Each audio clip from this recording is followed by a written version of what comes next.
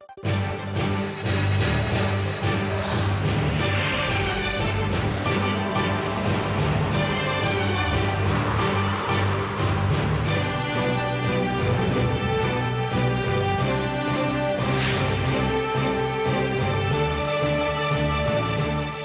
6 p.m. here in Korea. Thank you so much for joining us. I'm Daniel Che for Arirang News. Let's start with the headlines.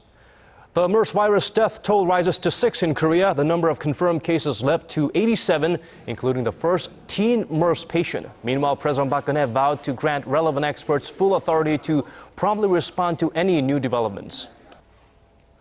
Prime Minister nominee Hwang Kyo-ahn is facing intense scrutiny at his confirmation hearing. The special committee is questioning his qualifications and policy directions, as well as more sensitive topics like draft dodging and curiously hefty paychecks. Ahead of the G7 summit, leaders from the U.S. and Germany reaffirmed their strong alliance and vowed further efforts to counter Russian aggression. Russia didn't get an invite to the summit for the second year in a row due to hostility towards Ukraine. The Middle East Respiratory Syndrome, or MERS outbreak, isn't showing signs of slowing down here in Korea. 23 more cases have been confirmed overnight, bringing the total to 87. The death tally rose to 6. For more, we connect to Connie Kim at the news center. Connie, give us some details about the numbers and more. Well, Daniel, the male patient in his 80s who died this morning was originally hospitalized for showing symptoms of pneumonia. He started receiving treatment in an isolation ward in Daejeon when he tested MERS positive 2 days ago. With his symptoms deteriorating, he was set to be transported to a government-designated hospital this morning, but unfortunately died.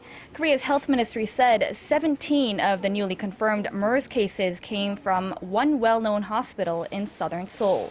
The 6 other MERS patients were exposed to the disease at 2 different medical facilities. And 10 patients out of the 87 confirmed cases are reported to be in critical condition. Up until now, the virus has affected older people, but the latest update shows we have the first teen MERS patient. The high school student was already at the Samsung Medical Center after having brain surgery, so health officials decided not to move him to a separate quarantine facility. Authorities say, however, there is no possibility of the virus spreading outside the hospital as he had no outside contact. They add there hasn't been a case where a person with a strong immune system contracted the disease. The second MERS patient released from hospital says his symptoms were not any more serious than flu symptoms. Authorities are also encouraged by 0 additional infections at the Pyeongtaek Hospital, with the highest number of confirmed cases, suggesting they may have successfully contained the virus. And in a press briefing this morning, a health official from MERS Central Response Headquarters said the virus spread will reach its peak this week and decline afterwards. We're seeing some glimmers of hope there, Connie. And I also heard the World Health Organization officials are here in Korea. What will they be doing during their trip here? Well, Daniel, a joint South Korea WHO response team will assess the current MERS situation and come up with additional measures to contain the virus. Now, during their 4-day investigation, the team will be checking out quarantine facilities and tracking down the virus infection route by visiting hospitals that are treating MERS patients. Korea now has the second highest number of reported MERS cases after Saudi Arabia, which has 1,019 MERS patients. WHO Director General Dr. Margaret Chan said it's critical to reduce the number of hospitals treating patients in order to decrease exposure to the virus. The organization is not directly involved in developing vaccines for the virus, but is initiating talks with research groups that are working to find a cure for the disease. And we can find solace in the fact that no MERS infections have been detected outside hospital wards, but the government is taking extra cautionary measures, we believe. Connie, I heard hundreds more schools were closed down today. Daniel, the Education Ministry has closed more than 1,800 elementary and preschools today. Now, of those, more than 1,000 are in Gyeonggi-do province, where the first MERS patient was confirmed. Now, the government is also updating the list of hospitals affected by MERS. Now, if you take a look at the map right here, 6 of the hospitals where patients have been diagnosed are spread out across the nation, and there are 23 more hospitals where patients with the disease have passed through, meaning meaning these could be possible new sites of infection. And there are more than 2,500 people in quarantine, but more than 500 people are no longer in quarantine and deemed healthy. Back to you. Thank you for those reports, Connie Kim. Moving on to other stories. Showing the government's commitment to containing the MERS virus, President Park Geun-hye visited response headquarters earlier today. While there, she called for a new task force of experts to speed up Korea's ability to contain the outbreak. Our Choi Yoo-sun reports.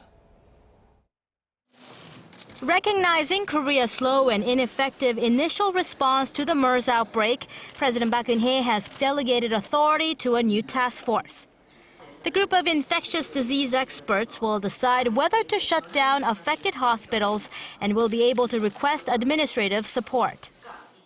그래서 현재 방역의 핵심이라고 할 수 있는 것은 감염 경로를 완전하게 파악을 하는 것, 그리고 그 연결고리를 완벽하게 단절하는 것, 그리고 추가적인 접촉을 차단하는 것이라고 할 수 있습니다. 근데 이것이 계속 변하는 상황에 있기 때문에 여기에 맞춰서 신속한 결정이 필요합니다.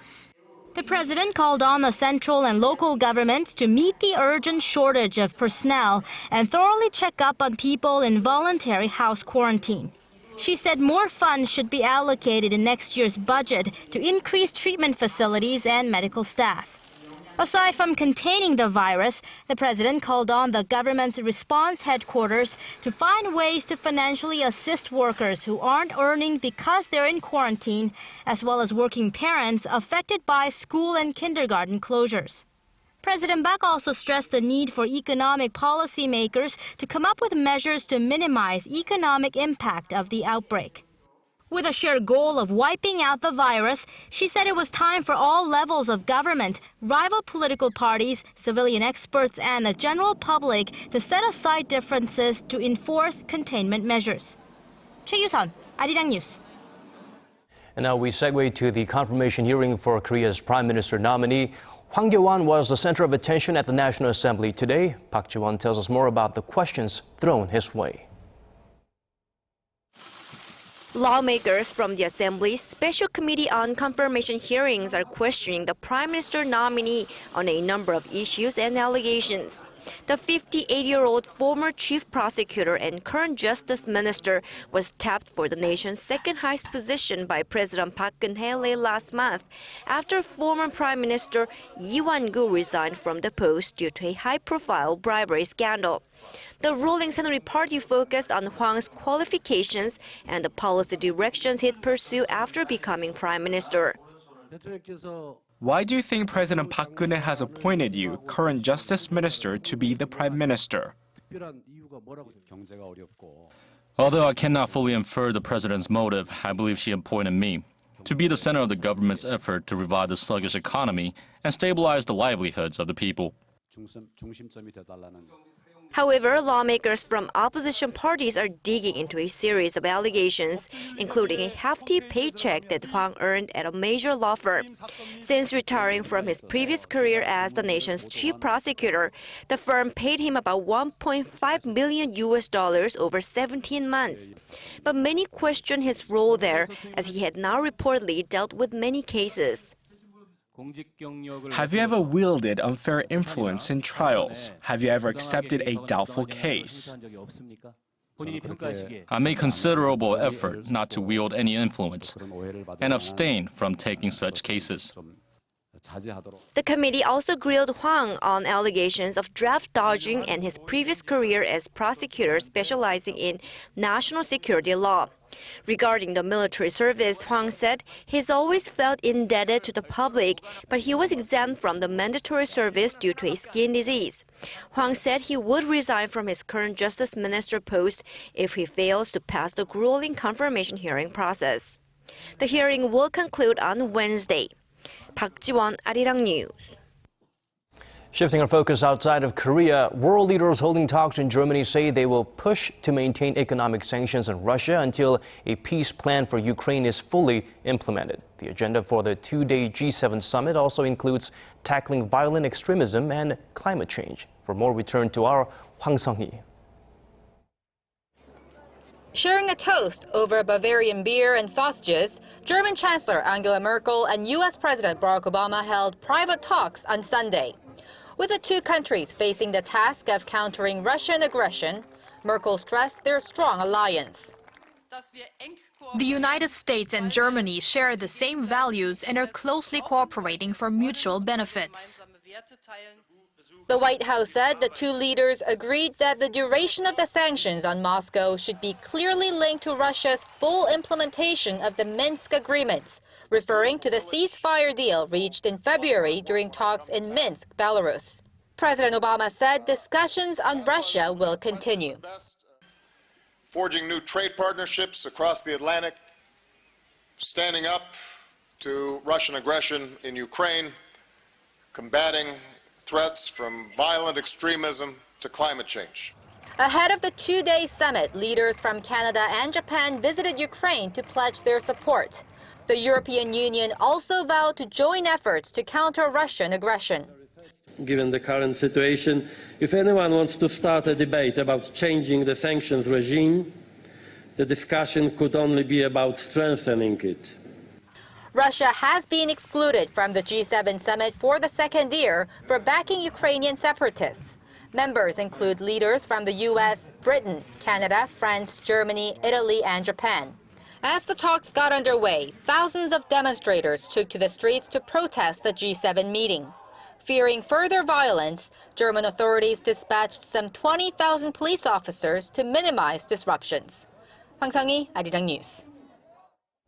South Korea's electricity generation capacity is 12 times that of North Korea, according to data released on Monday. Statistics Korea reports South Korea's electric power generation capacity reached nearly 87,000 megawatts in 2013, compared to more than 7,000 megawatts tallied by North Korea.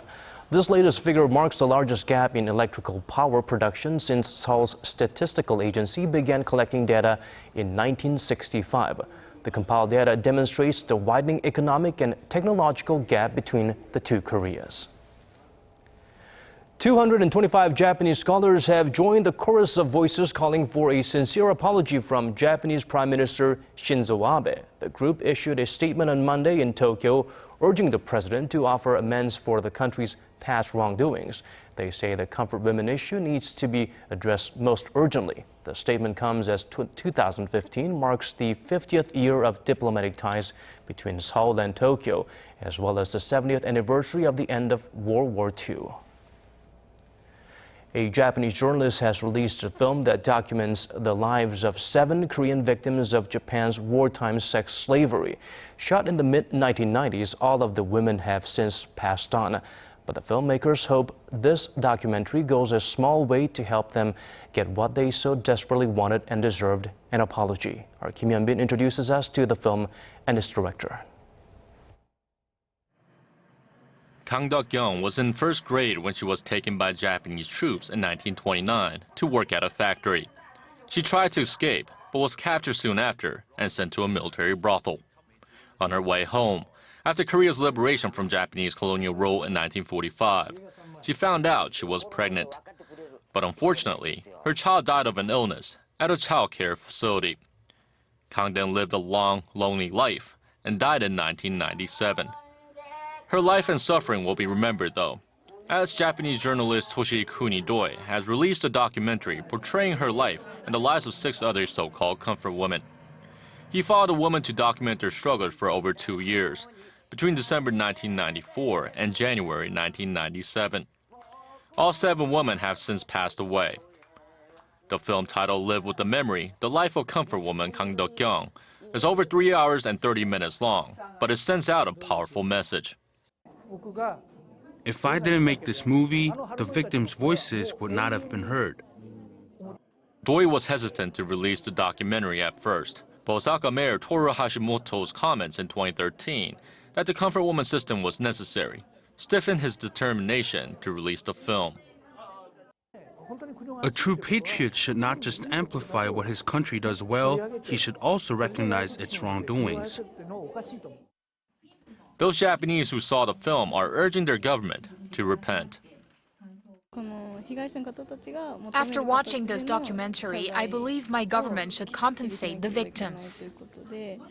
Despite growing pressure to bring some closure to the victims' suffering, the Abe administration in Japan remains tight-lipped on the issue. Only 52 Korean victims of Japan's wartime sex slavery are still alive. Kim Hyun-bin, Arirang News. And in other news, the chief of Korea's central bank has warned that the Korean economy may become unstable due to the U.S. Federal Reserve's looming interest hike. Lee Ju-yeol made the remarks at an international conference organized by the central bank on Monday. He said the U.S. rate hike would increase payment burdens for Korean households, companies, and financial institutions, while generating investment losses. He stressed that Korea must build resilience to external shocks by strengthening its economic fundamentals through structural reforms. He also said monetary policies should focus on responding to the country's low growth and low inflation phenomenon. The Bank of Korea will hold a meeting on Thursday to set the country's monthly key rate.